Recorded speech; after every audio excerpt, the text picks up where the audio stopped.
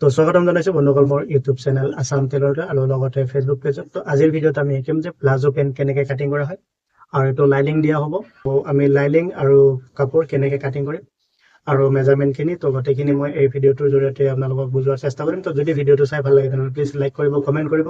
তো যদি আপোনালোকে এই ভিডিঅ'টো ইউটিউবত চাই আছে তেনেহ'লে প্লিজ চেনেলটো ছাবস্ক্ৰাইব কৰিব, আৰু যদি পেজত চাই আছে তেনেহ'লে প্লিজ পেজটো ফ'ল' কৰি ভিডিঅ'টো শ্বেয়াৰ কৰিব। তো বলক আৰম্ভ কৰোঁ আজিৰ ভিডিঅ'টো। এই প্লাজোটোৰ যিটো চিলাই সেইটোৰো মই ভিডিঅ' বনাম, সেইটো মই এক্সট্ৰাকৈ বনাম।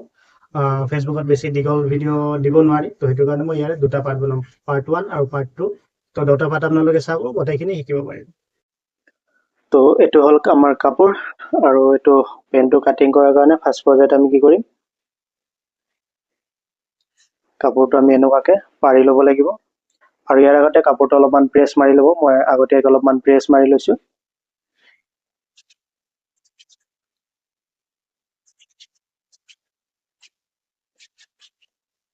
তো কাপোৰটো আমি এনেকুৱাকৈ পাৰি লোৱাৰ পাছত আমি ইয়াৰ ওপৰত ফাৰ্ষ্ট পৰ্যায়ত এটা মাৰ্জিন কৰিম।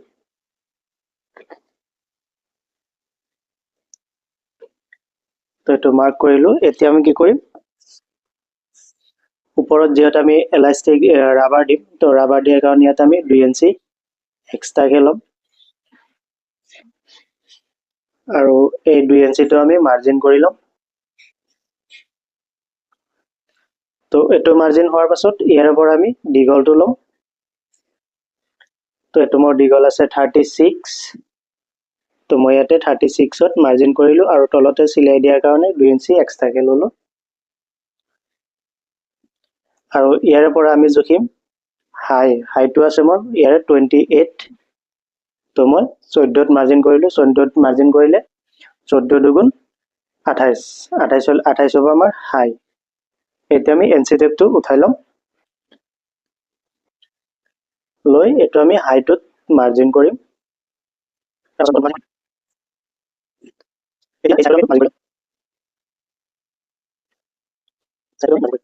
এতিয়া প্লাজোটোৰ যিটো ঠাই হয়, ঠাই আছে মোৰ 30 ইঞ্চি। 30 ইঞ্চি হ'লে মই ইয়াতে 30ৰ আধা 15 ল'ব লাগে। তো মই এইটো ৰাখিম 14 ইঞ্চি, কাৰণ কিয় বেকপাৰ্টটো আমাৰ ডাঙৰ হ'ব, সেইটো কাৰণে ফ্ৰণ্ট পাৰ্টটো 1 ইঞ্চি কমাই ল'ম। 14 ইঞ্চি ল'লোঁ। বটমটো আছে 23 ইঞ্চি। 23ৰ আধা কিমান আহিব, 11.5 ইঞ্চি, হয়নে? তো মই ইয়াতে 10.5 ইঞ্চি ল'ম, 1 ইঞ্চি কমাই ল'লোঁ। আৰু যিটো কমৰৰ কাৰণে আমি ইয়াতে ল'ব লাগিব 12.5 ইঞ্চি অথবা 12 ইঞ্চি। মই ইয়াতে 12 ইঞ্চিত মাৰ্জিন কৰিম কঁকালত, আৰু সেইটো হিচাপতে এই ঠাইটোতো আমি 12 ইঞ্চিতে মাৰ্জিন কৰিম। ঠিক আছে, এতিয়া আমি এইটো মাৰ্ক কৰিম। কমৰৰ মাৰ্জিনটো আৰু ইয়াৰে মাৰ্জিনটো আমি এনেকুৱাকৈ মাৰ্জিন উঠাই ল'ম। তাৰ পাছতে ঠাইৰ মাৰ্জিন আৰু বটনৰ মাৰ্জিনটো আমি এইটো মাৰ্ক কৰি ল'ম এনেকুৱাকৈ।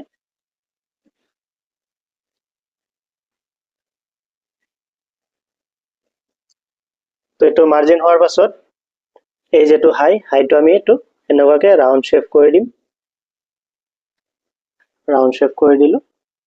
তো এতিয়া আমাৰ মাৰ্জিন হোৱাৰ পাছত ইয়াত আমি কি কৰিব লাগিব, এই যিটো ফ্ৰণ্ট ছাইডটো আমি অকণমান ডাউন দিব লাগিব। চাপ'জ যিকোনো প্লাজো পেনৰ আমাৰ ফ্ৰণ্ট ছাইডটো অলপমান ডাউন থাকে, তো তাৰ কাৰণে আমি এইটো 1 ইঞ্চি নমাই দিম।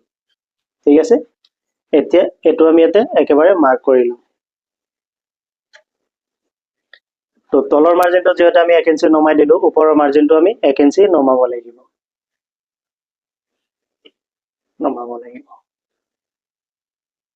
তেতিয়া মাৰ্জিন হোৱাৰ পাছত এইটো হ'ল আমাৰ ফ্ৰণ্ট পাৰ্ট, এইটো আমি কাটি ওলাব লাগিব।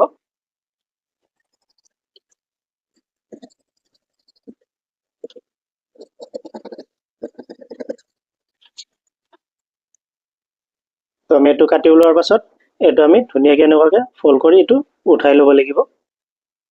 উঠাই ল'ম। এতিয়া আমি আকৌ ইয়াতে বেক পাৰ্টটো পাৰি ল'ম।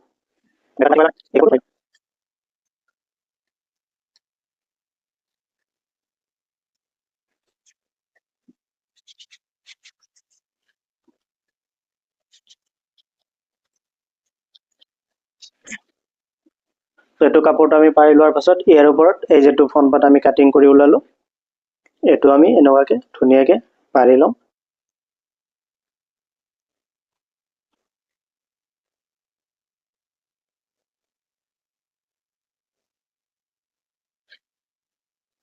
তো এনেকুৱাকৈ পাৰি লোৱাৰ পাছত এতিয়া আকৌ আমি এইটো বেক পাৰ্টটো মাৰ্জিন কৰিব লাগিব।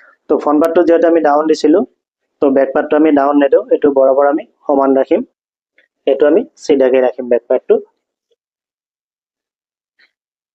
এইটো আছিল আমাৰ হায়াৰ মাৰ্জিন, এইটো আমি ইভাগ অলপ মাৰ্জিন কৰিম আৰু বটমটো আমি এইটো এইখিনি মাৰ্জিন কৰিম।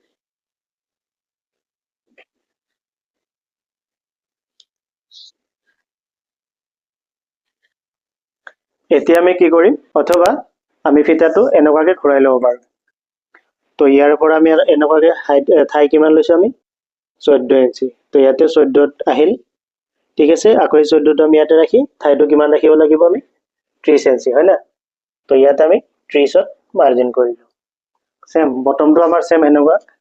তো বটমটো আমি ইয়াতে কিমান ৰাখিছোঁ, ইয়াৰে মাৰ্জিনটোৰ পৰাই কৰিলোঁ 10.5 আহি আছে।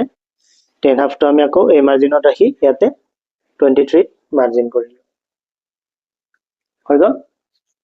এতিয়া আহিছোঁ কঁকাল হিপছত। তো হিপছ আছিল আমাৰ কিমান, যিটো এক পাৰ্ট জুখিছিলোঁ আমাৰ 26 আছিল, হয় না? তো ইয়াৰ পৰা আমি এইটো জুখি ল'ম, কিমান আহি আছে 12টো ইয়াতে ৰাখি পেলাই আমি ইয়াতে 26.5 আছিল আমাৰ, 26 হাফত মাৰ্জিন কৰিলোঁ। তেনেহ'লে এই চাইডৰ পৰা আমাৰ এইটো কিমান আহি আছে হিপছত, এইটো টোটেল আহি আছে 15 ইঞ্চি, হয় না? তো ইয়াতো আমি 15 ইঞ্চিত মাৰ্জিন কৰিম কঁকালত, হৈ গ'ল। এতিয়া আমি এইটো মাৰ্জিনটো চিধা কৰি ল'ম বৰাবৰ।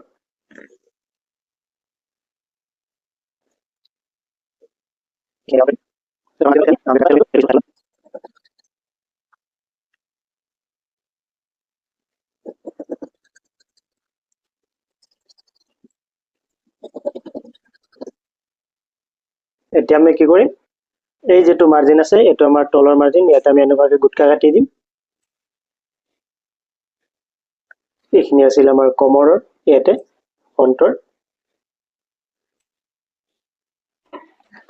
মানে ইয়ালৈকে আমাৰ এইটো এনেকুৱাকৈ ফল্ড হ'ব। সেইটো কাৰণে আমি এইটো মাৰ্জিনটো কৰি দিলোঁ, যেতিয়া আমাৰ চিলাই কৰাটো সুবিধা হয়। তো এইটো কাটিং হোৱাৰ পাছত ইয়াত আমি যিহেতু লাইলিং ব্যৱহাৰ কৰিম, তো আমি কি কৰিম, এই যেটো ফ্ৰণ্টৰ পাৰ্ট আছে এই পাৰ্টটো আমি উঠাই ল'ম এক্সট্ৰা কৰি। তো ফ্ৰণ্টৰ পাৰ্টটো উঠালোঁ আৰু বেক পাৰ্টটো আমি উঠাই ল'ম এনেকুৱাকৈ ভাগ ভাগ কৰি।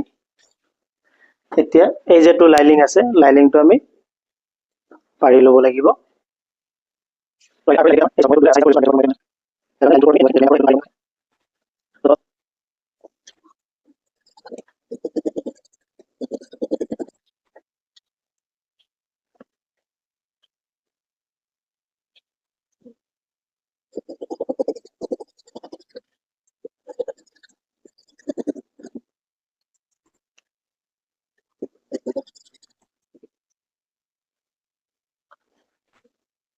তো এইটো আমাৰ প্লাজো পেণ্ট কাটিং হ'ল।